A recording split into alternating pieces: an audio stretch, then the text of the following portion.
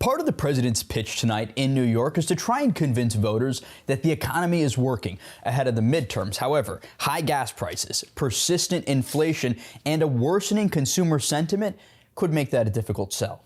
My first year, we passed the largest tax cuts in American history, the largest regulation cuts in American history, and the largest spending cuts in American history, all things that are so important to greatness. The president used today's Federal Reserve Chairman's swearing-in ceremony to put his economic record front and center. Stock market's up 600 points.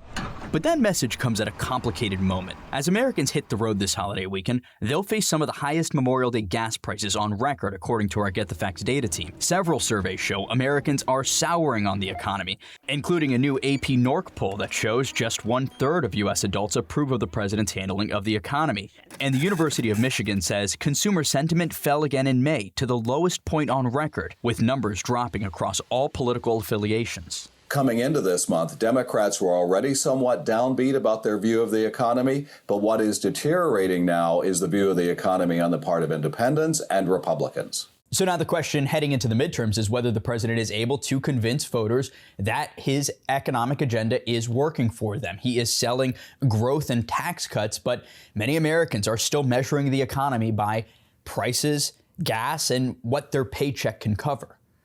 In Washington, I'm Christopher Salas.